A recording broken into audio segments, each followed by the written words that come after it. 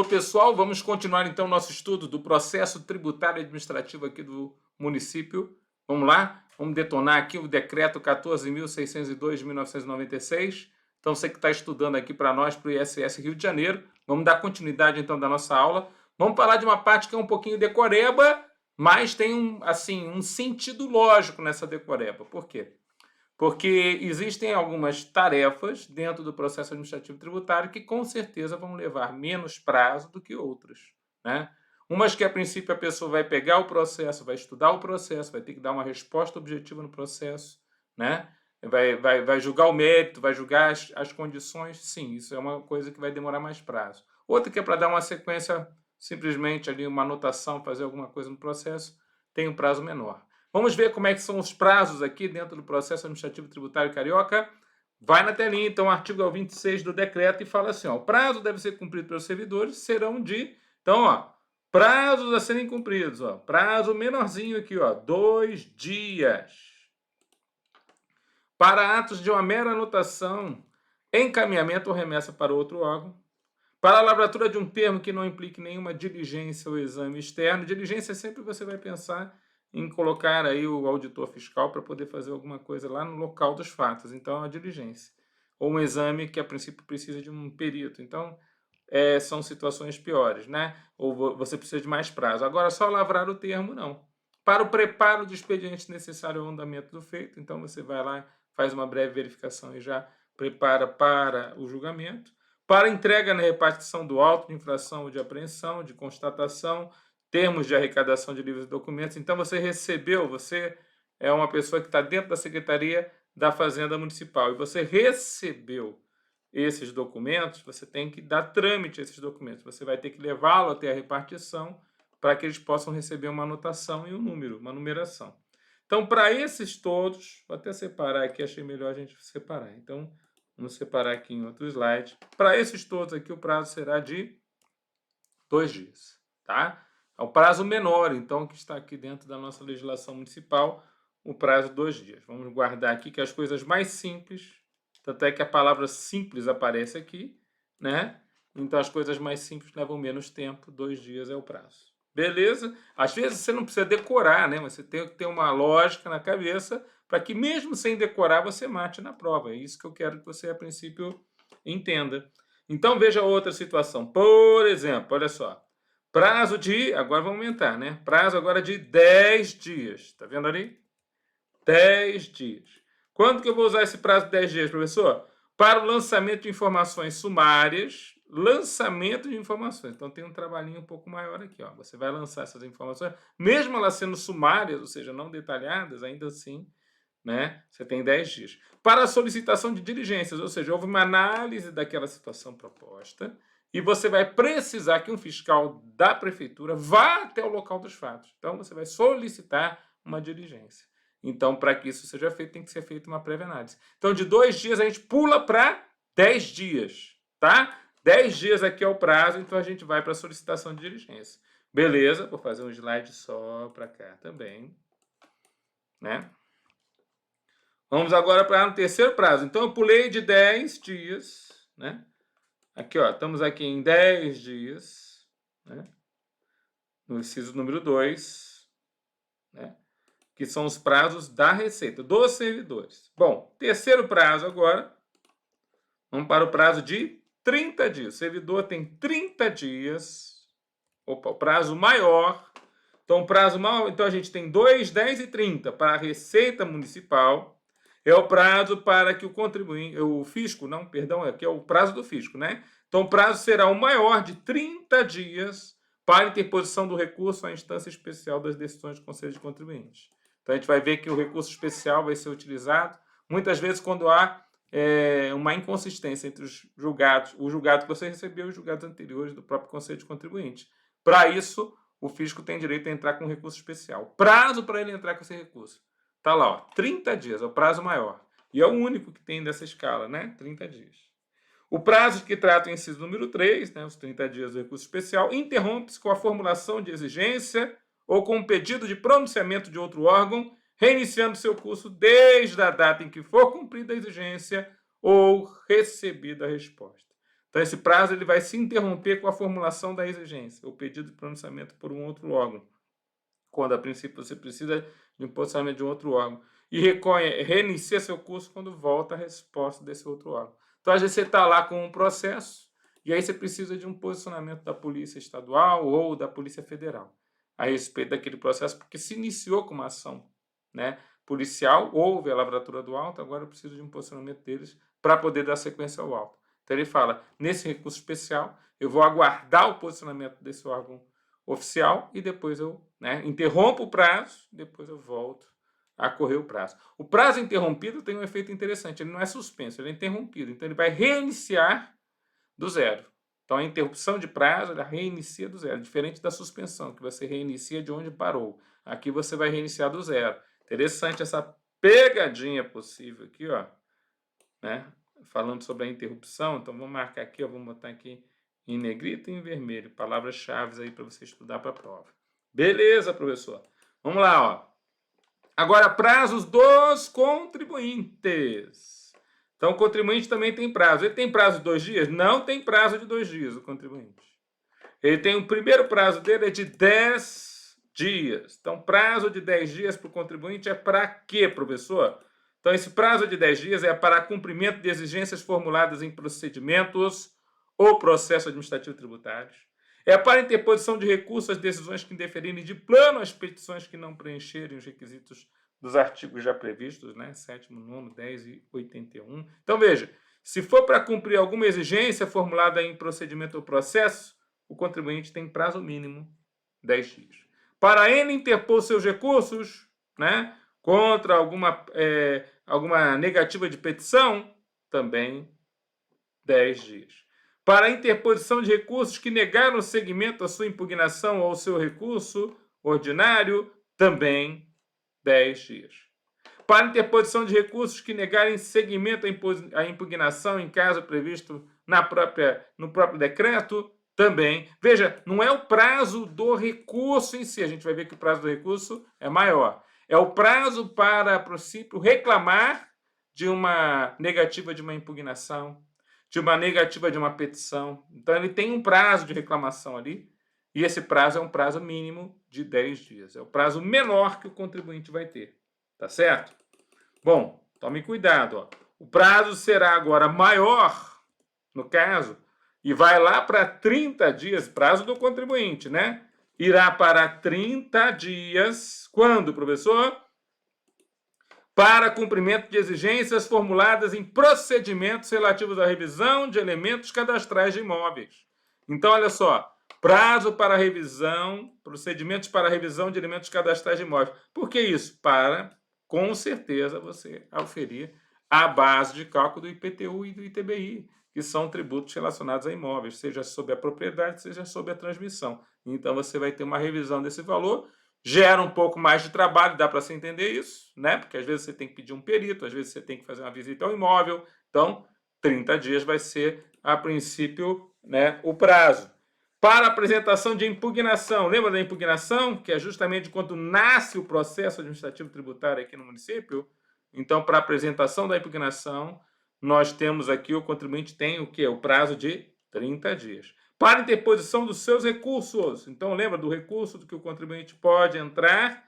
Então, também vai ser o prazo, né, de 30 dias. Quando a gente começar a falar aqui do procedimento de ofício, a gente vai falar sobre todos esses impugnação, recurso, tudo isso aí vai ser falado por nós. A gente vai passar essa informação aqui, importante também para vocês. Tá legal, pessoal? Então, tratando ainda dos prazos referentes aqui ao nosso contribuinte.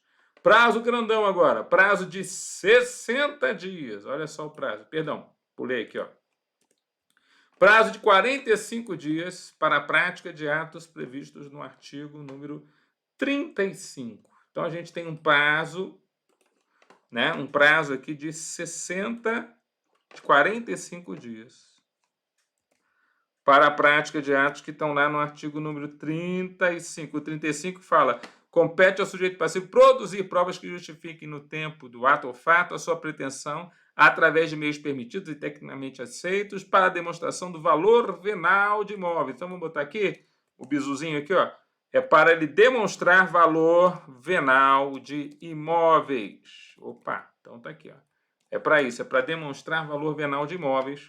Então ele tem um direito a um prazo de 45 dias. Veja que o fisco não tem esse prazão não, mas o contribuinte tem. Tá certo? O que mais? Prazo agora de 60 dias para que ele apresente a sua impugnação, que é a reclamação em primeira instância, mas quanto ao lançamento do IPTU e demais tributos e contribuições administrados pela coordenadoria desse imposto, ou seja, estamos falando da coordenadoria imobiliária.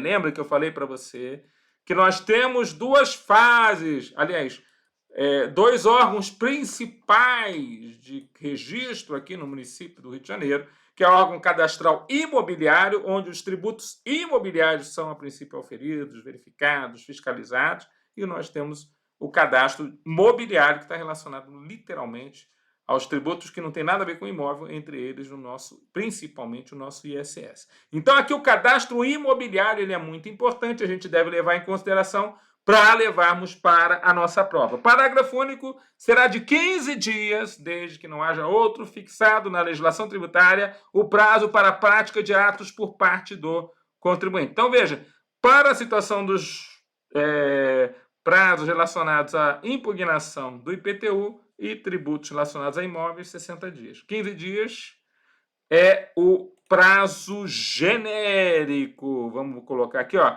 Genérico. Então, se alguém falar, professor, eu não sei qual que é o prazo genérico para o contribuinte no município do Rio de Janeiro, você não leu o parágrafo único do artigo 27 do decreto, que fala qual que é o prazo genérico. Se nenhum outro foi estabelecido, vamos usar 15 dias. Tá bom?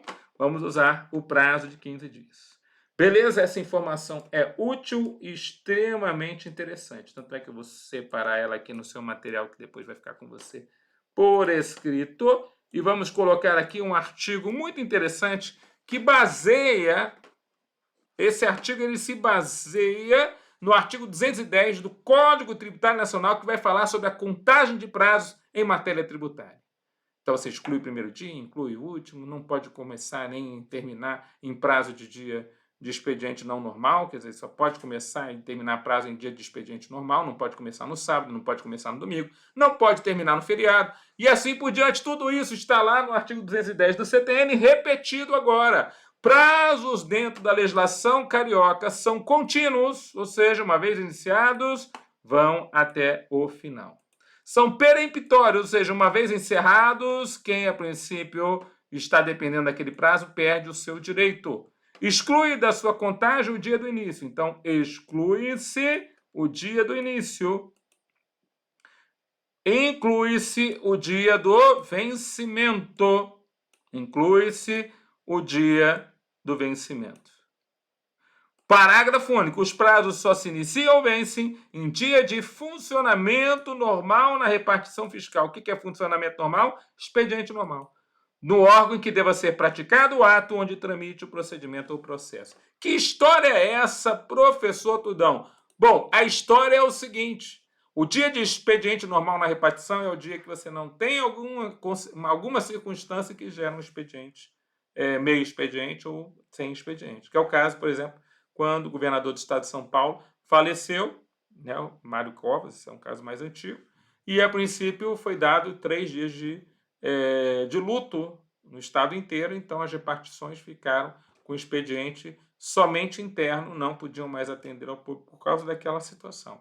Então é interessante que aquele dia foi considerado para efeito de prazo, você não podia nem iniciar nenhum prazo ali, nem encerrar algum prazo naquele sentido. Por quê? Porque o dia não era de expediente normal, você entendeu?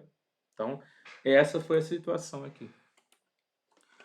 Bom, nos processos ou procedimentos iniciados de ofício a requerimento do contribuinte, ocorrerá a perempção, ou seja, a perda do direito pela perda do prazo. O que é a perempção, professor?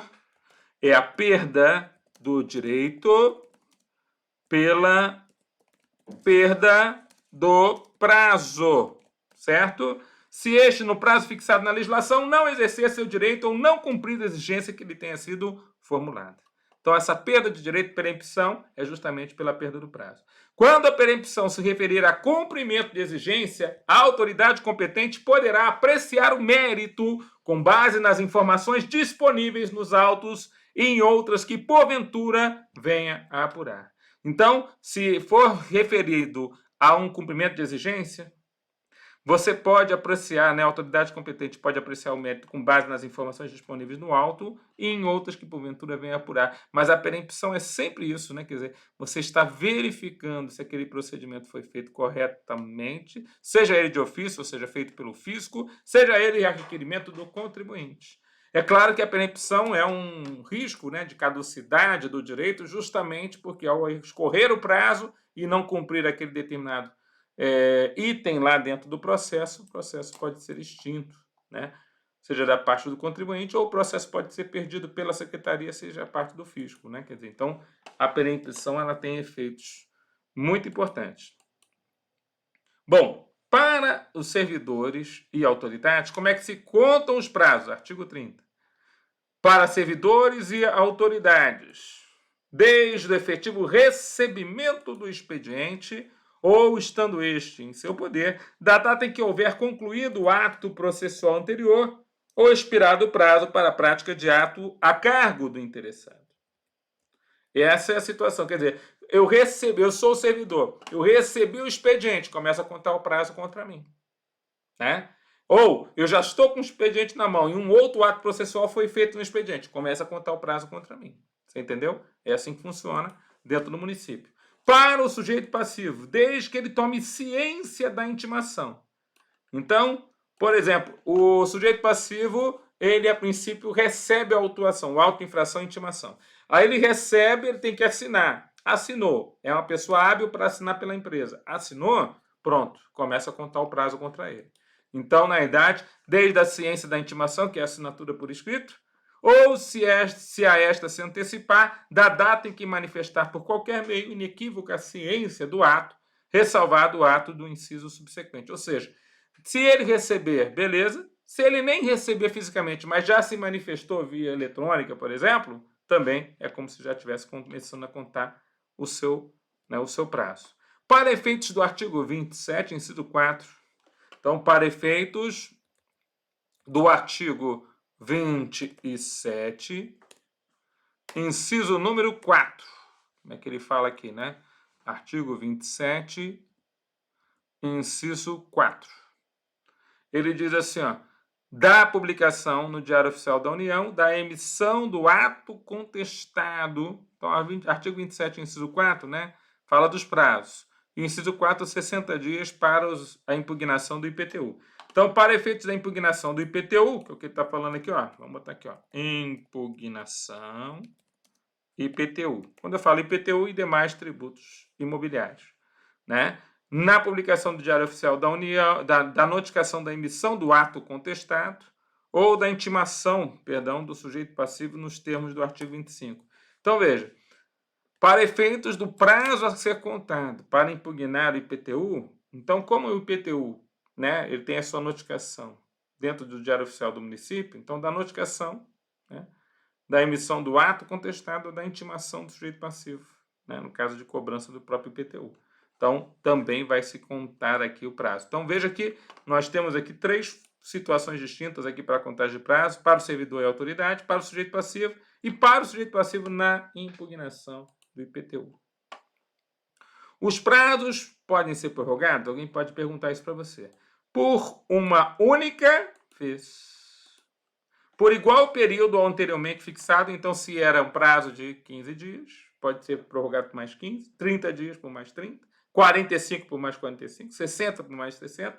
Por igual período ao anteriormente fixado, a requerimento do interessado, sendo que essa prorrogação de prazo deve ser protocolada antes do vencimento do prazo original, senão já estourou o prazo.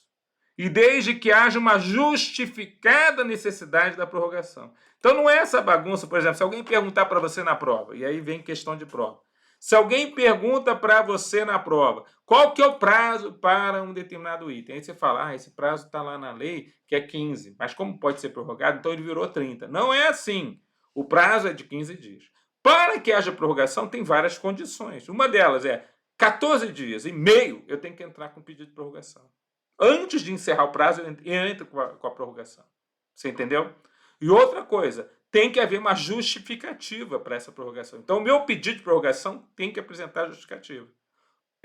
Né? Então, a gente avisa isso aos contribuintes. Muitas vezes eles querem prorrogar o prazo. A prorrogação correrá do dia seguinte à data do término do prazo anterior. Então, a prorrogação corre do dia seguinte à data do término do prazo anterior. Tá certo? Compete ao titular do órgão da Subsecretaria de Tributação e Fiscalização da Secretaria Municipal de Fazenda, por onde estiver tramitando o processo, decidir o pedido de prorrogação do prazo. Considera-se prorrogado o prazo, independentemente de notificação ao interessado, se a decisão do parágrafo 2º não é proferida no prazo de 2 dias a contar do efetivo recebimento da petição. Então, veja, o pedido de prorrogação de prazo ele vai ser feito. Se foi feito dentro do prazo, beleza. Tem 2 dias a secretaria para se manifestar. Não se manifestou, né? Quem cala consente. Então, foi dada a prorrogação. É simples assim.